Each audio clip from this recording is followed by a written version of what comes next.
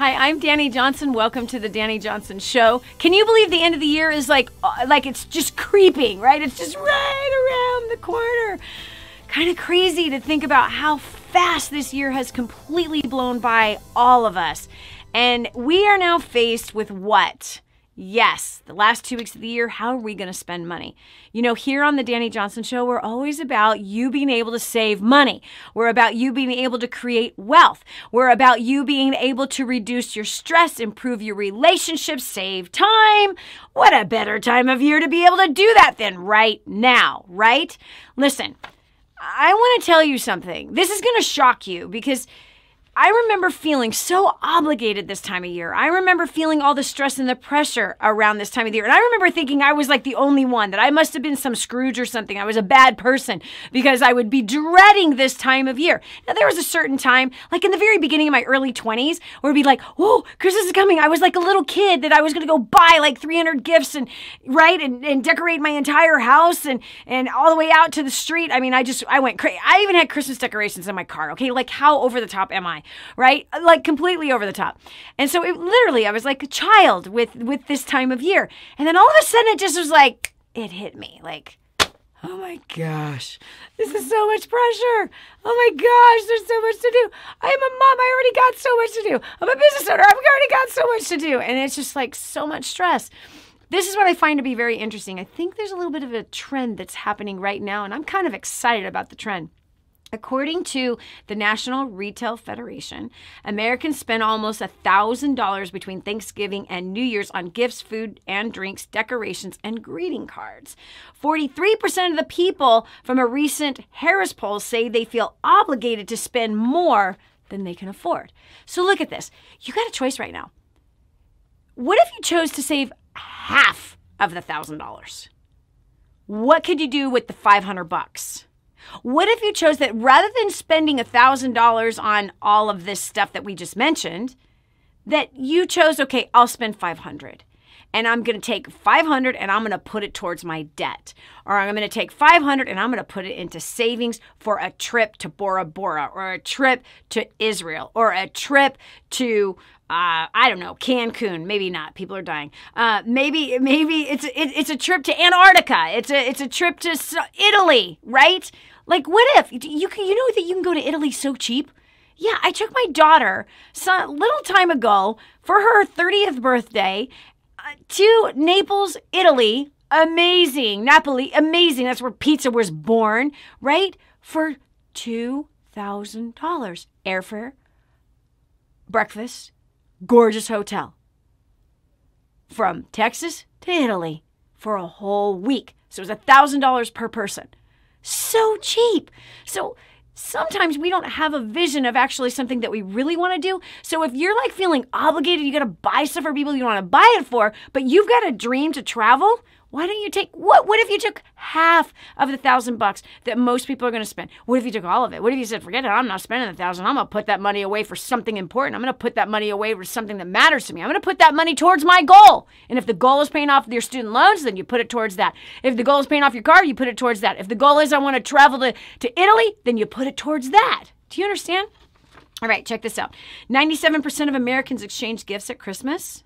But a recent Harris poll surveyed found that, listen to this, I'm so excited about, this is what I'm excited about, 69% would give that up if they could. That's almost 70% of the people. That is more than half. So check it out. So you're not the only one that's feeling like, that'd be great if we don't do gifts. I would totally give that up if I could. If that's how you're feeling, there's a good chance, because if it's 69% of the people who said I would give that up if I could, well, why can't they? Why can't they? Come on. Why can't they? Fear. Fear of being rejected by the family. Fear of being judged by the family. Fear of not fitting in. I say screw fear. I say screw fear and save money and have less stress. Like, forget it. Have the courage, friend, to speak up, because there's a chance that you might set a trend in your entire family and that you're not the only one. Because if this poll says that 69% of the 97% who are buying gifts, if 97% are buying gifts and 69% of them are like, gosh, why am I doing this? Oh, it'd be great if we don't have to do this. Hello? How amazing is that? How beautiful is that? I love it. Listen, give gifts at a different time of the year, right? Okay, make birthday a big deal. You can make Valentine's Day a bigger deal. You could like make some random day in the year, like totally, listen, everyone has an expectation right now of getting something, right? So what if you like abandon the expectations, right? And you say, okay, but I love to give something.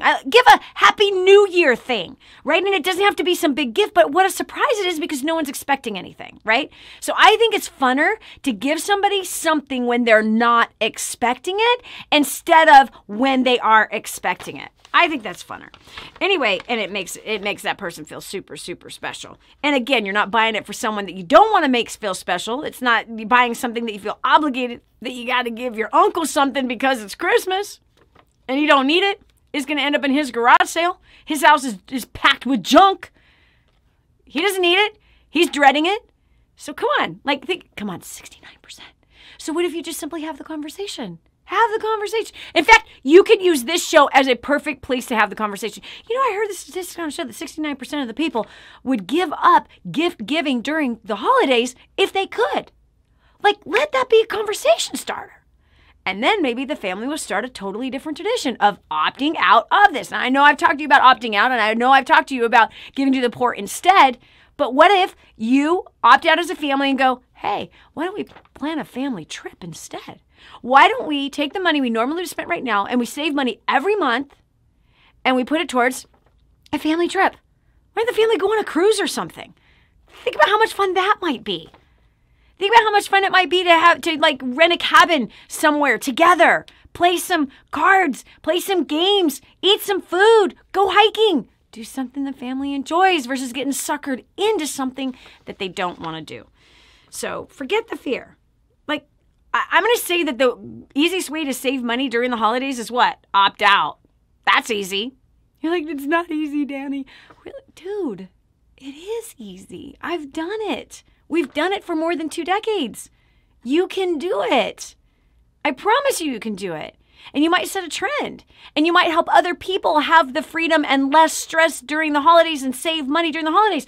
Just tell the truth. You know what? We got a lot of debt and we want to pay it off. And so one of the ways that we're going to do that is we're just opting out of Christmas this year. In fact, we're thinking about opting out every year. We love to be with you. We love to eat food with you. We love to have laughter with you. Please, join us on this.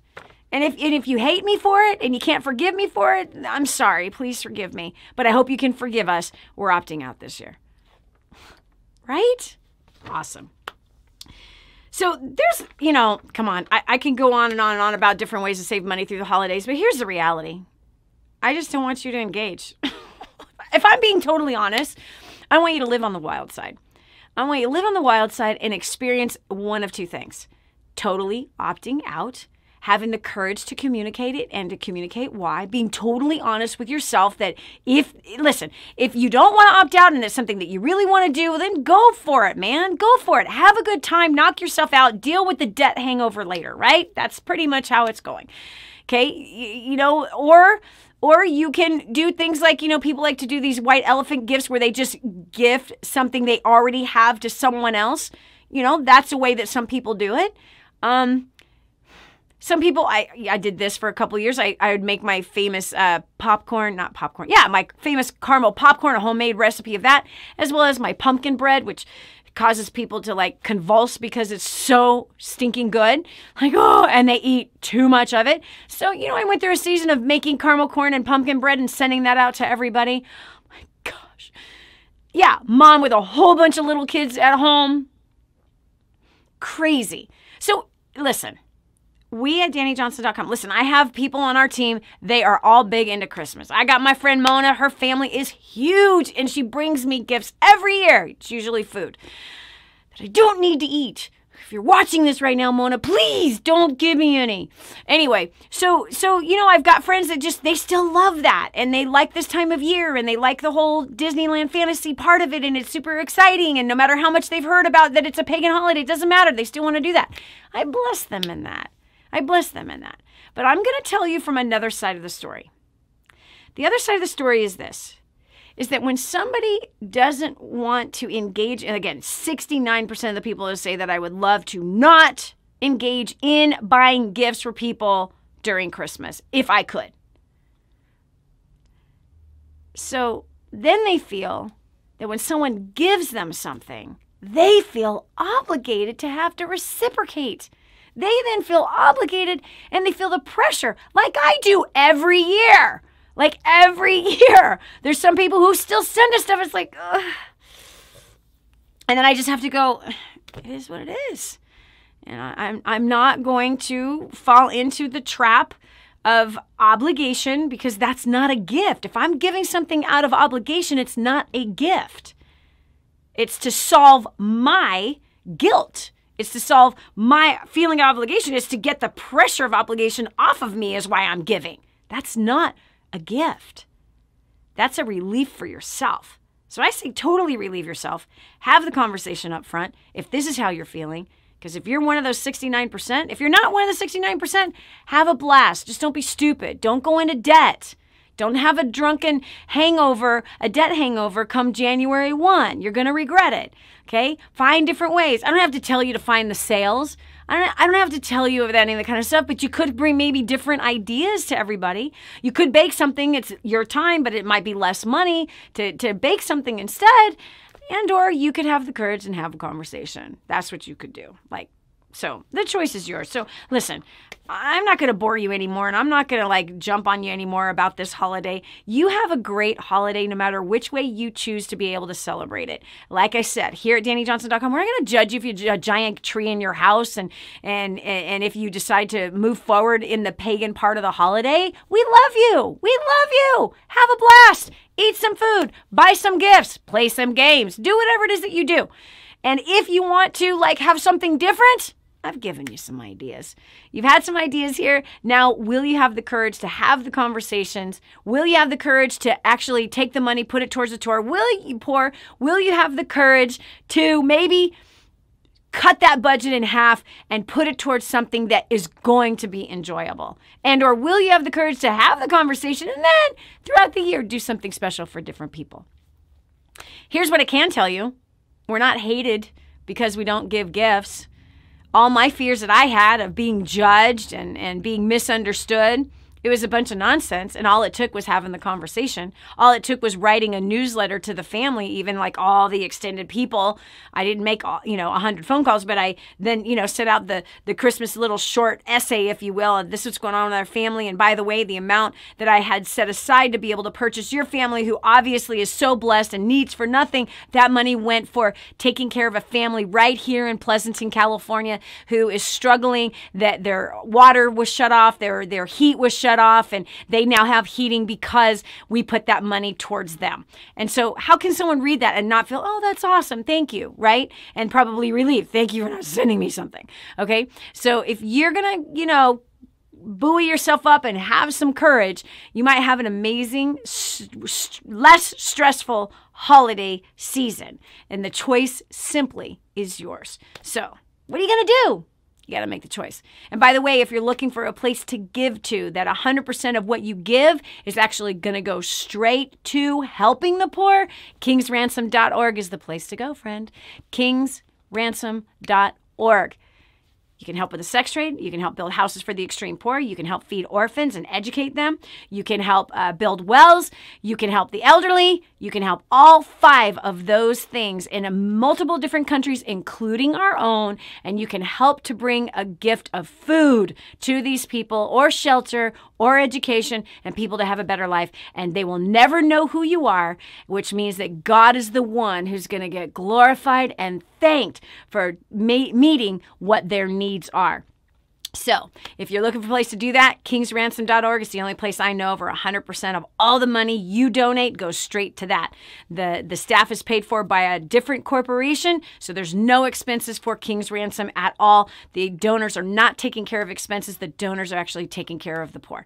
So I encourage you right now, at least go check it out. At least go check it out. In fact, share it on Facebook, share it on Instagram, Twitter, share it all over the place. Spread the message that this is the time to be able to give without any obligation, and to help those who actually can't help themselves. That's it for me. God bless you. We'll talk to you later. Bye. If this episode was an encouragement to you, go to DannyJohnson.com and share it with your friends now. You never know who else needs to hear it. This has been The Danny Johnson Show. Join us every weekday at 7 a.m. for more insights that will help you get to the